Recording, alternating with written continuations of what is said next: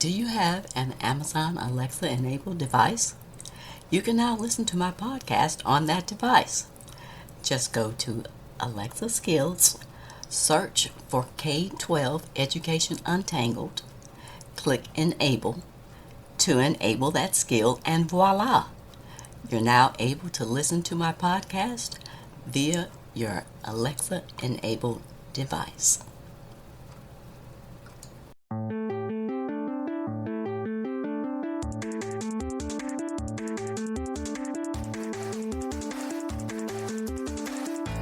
Welcome to another episode of K-12 Education Untangled. My name is Dr. Kim Fields, former corporate manager turned educational researcher and advocate, and I'm the host of this podcast.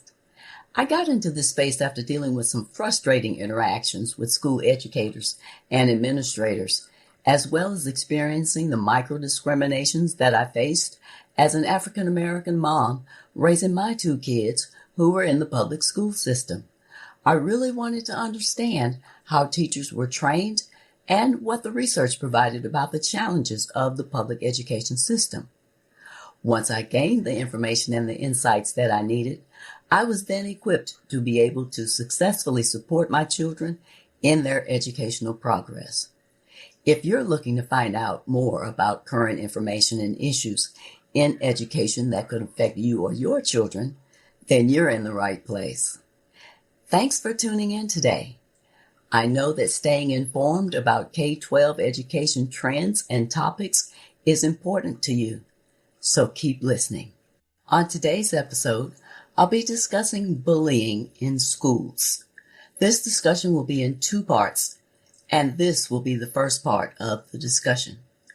The topic will be of limited scope in that it will not include bullying in colleges and universities, nor address bullying on the internet or cyberbullying.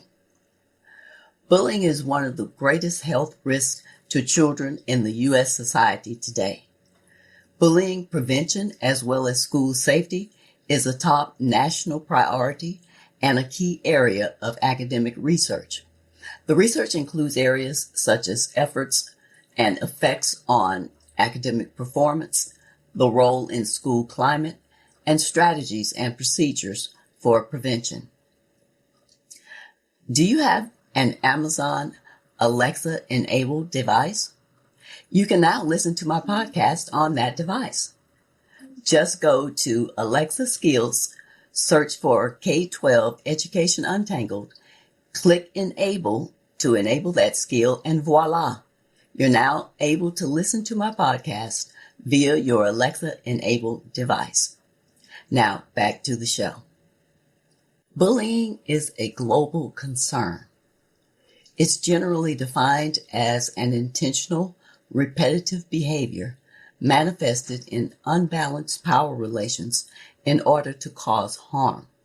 Some common characteristics of bullies seems to be the experience of growing up in a hostile or rejecting family environments, negative self-denigrating beliefs, and negative attitudes and beliefs about others.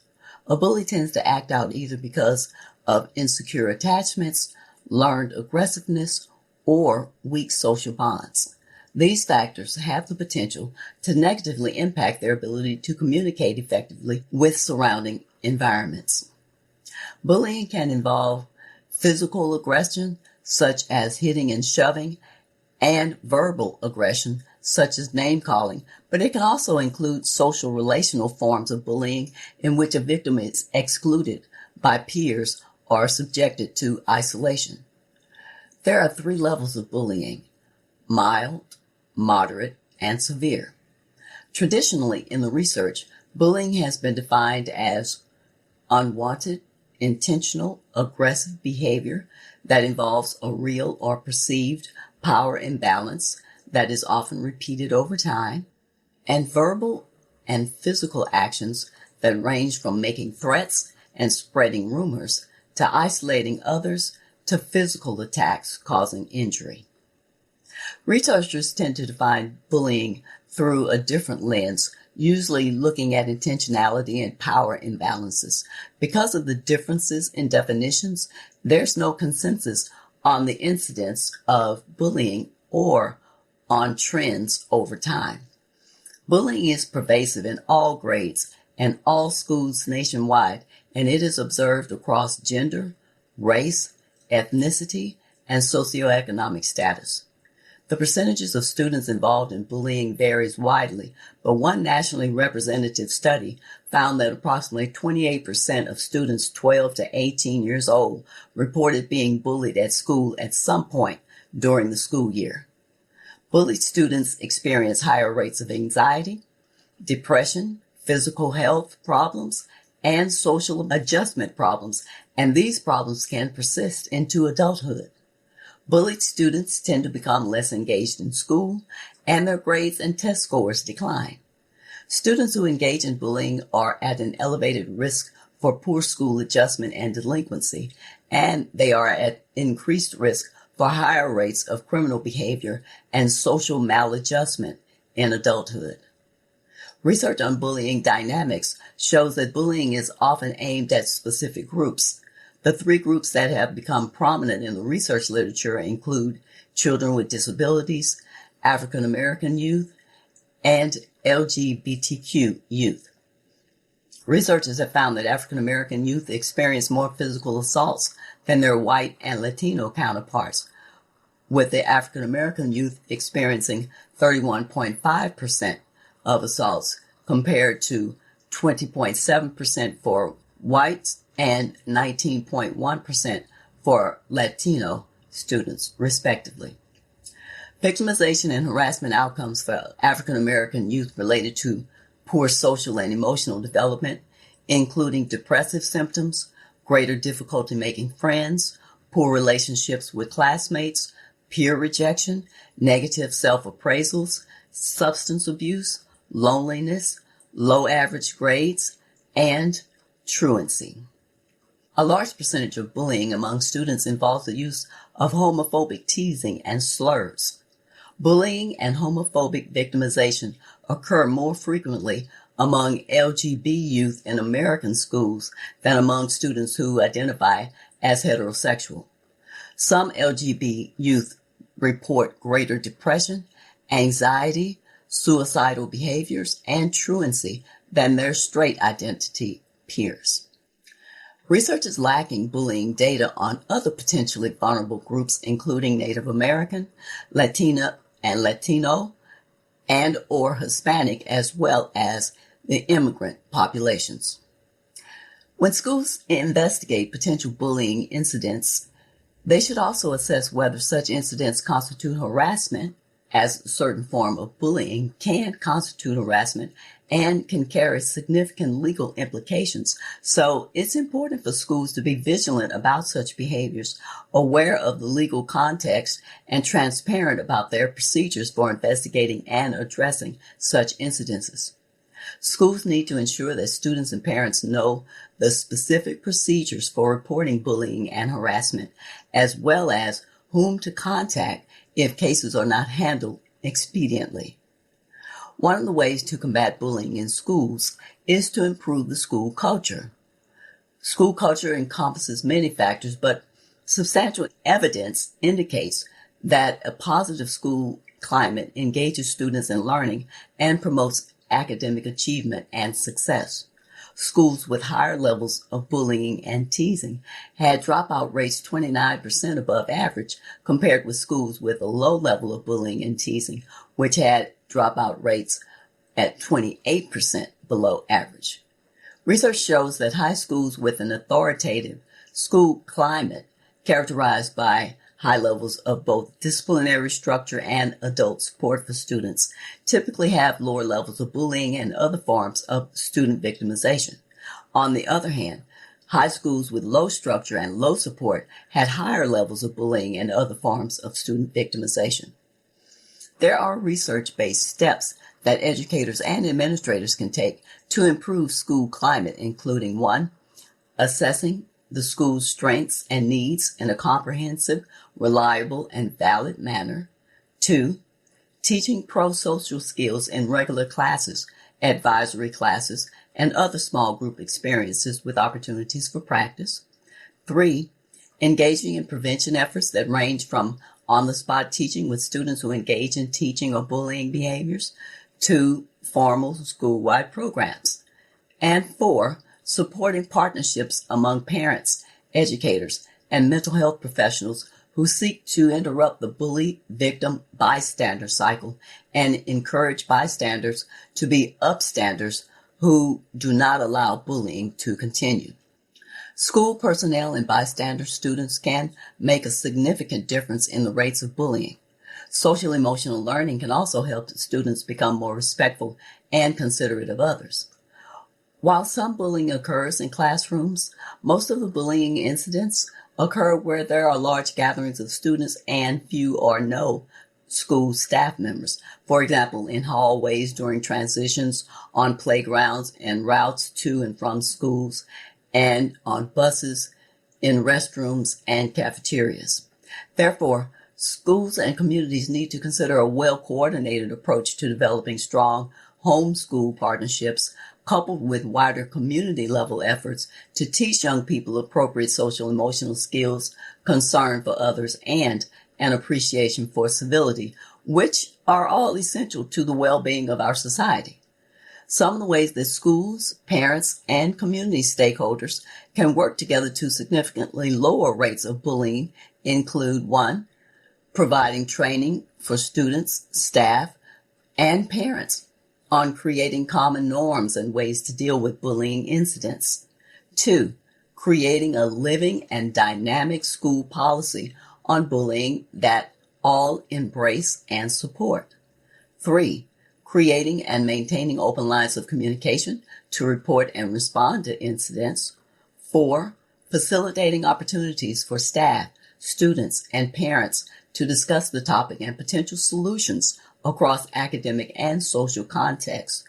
5, educating and involving parents and other community members in the identification of bullying behaviors and responses that should reduce such behaviors.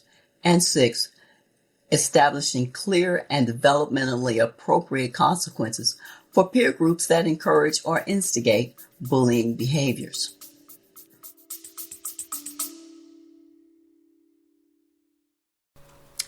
Love my show?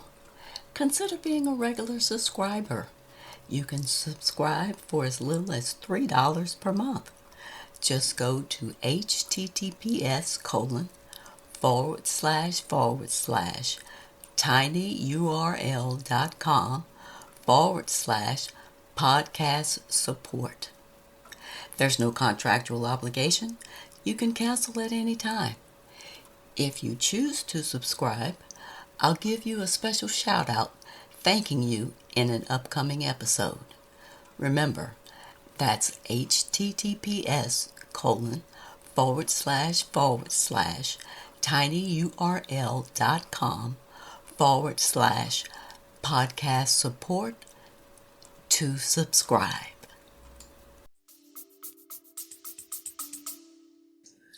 There are substantial negative effects of bullying in school, yet educators face significant barriers when trying to intervene. Some of these barriers or obstacles include ineffective intervention techniques and perceptual bias that often gets in the way of recognizing bullying. Certain strategies to overcome these barriers include using intervention methods that focus on facilitating empathy and problem solving, implementing regular awareness of certain activities and raising that awareness for educators and students about how to recognize bullying and how to intervene, and employing a school team approach that informs and supports educators and administrators in their anti-bullying efforts. The most commonly used intervention method for bullying is known as authoritarian punitive strategies, although these are not the most successful. These methods of punishing bullying behavior range in severity from scolding, warning, calling parents, or assigning detention all the way to suspending and expelling. There may be some short-term success associated with these methods because the fear of punishment temporarily curtails the bullying, but these techniques lack supportive elements that are crucial to long-lasting success. Elements such as encouraging empathy for the victim and encouraging the bullies to find solutions. What this highlights is that a major barrier to bullying intervention success involves educators choosing strategies that are commonly accepted, but not the most effective. There still seems to be an awareness gap among educators about the level of bullying in their schools. Subsequent research supports this finding. Some researchers even suggest that the lack of recognition and action on the part of educators may be rooted in their personal childhood experiences that have affected their perspectives and have led to different ideas about what constitutes bullying and what requires intervention. Jane Klipleff, the researcher in this 2021 study, indicated that strategic and perceptual barriers to anti-bullying policies can be overcome by using empathy-focusing intervention strategies. But first, there needs to be school-based teams who are responsible for implementing and maintaining anti-bullying strategies in order to achieve long-term success. The restorative model, currently used in Nova Scotia, seems to be an effective anti-bullying intervention technique that fosters empathy and problem solving rather than prioritizing punishment. Using this method, when a bullying situation occurs and when those involved are viewed to be ready, both bullies and victims participate in a calm discussion circle where educators make sure each participant was able to talk about what happened and listen to the views and feelings of the other participants. The educator is the one who determines whether the bullies and victims are ready to meet after meeting individually with bullies and victims in order to determine what happened, decide whether they are ready to meet, and explain the circle process. This model is not a panacea, however. There still will be times when the discussion circle doesn't work or consequences such as suspensions may be used, but the primary focus of this method is on fostering communication, empathy, connection, and problem solving. Will it work in America? Potentially. To overcome problems posed by perceptual bias that can lead educators to overlook instances of bullying, regularly incorporating bullying awareness activities into staff meetings will help teachers understand what constitutes bullying and how it can be stopped. It is hoped that regularly participating in these activities will help educators recognize and intervene bullying incidents, but this takes time. It involves overcoming personal biases.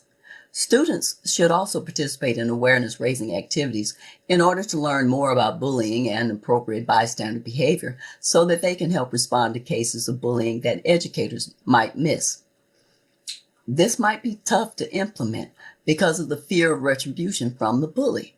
Peer pressure is a real thing. By the same token, bullies tend to seek approval of their classmates, so student bystanders clearly have the power to make a change by speaking up and supporting the victim. Bullying is still an important and pressing concern in schools. It is definitely not on the decline. Educators still need to step in and put an end to the behavior when it happens at school.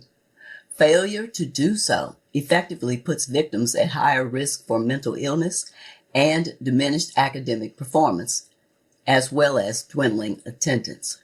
Unfortunately, anti-bullying interventions are quite often unsuccessful due to the problems with the types of intervention strategies and perceptual barriers. Educators are much more effective at tackling bullying when they have the support of the school principal. In other words, the principal's attitudes, expertise, skills, and leadership style are critical to successfully tackling bullying in schools. The principals and teachers should work together to create an anti-bullying school climate and school culture by staying actively involved in the implementation of prevention programs. A 2020 study conducted with 3rd and 4th grade students found that children were victims of bullying and had a bad teacher-student relationship tended to have a higher risk of poor academic development in comparison with children that had a solid relationship with their teacher. Contrary to conventional conception, bullies do not have deficient social cognitive skills, although bullying is significantly associated with lower grades. Students in schools with higher level of bullying have worse academic records, so the school environment is critical for maintaining academic achievement. Almost half the students in grades 4 through 12 reported being bullied at least once in the past month, as reported in Education Week in 2014. Is it possible that children learn bullying behaviors from adults? How can children be taught not to be bullies if the adults around them are unaware that the words they use and the actions they take divide and sometimes even bully? Perhaps it's time to just talk with one another. It's time for less name calling, less stereotyping, and more courageous conversations with respect and dignity. This would be good for the future of education, and it may be the best way to help lead children away from bullying.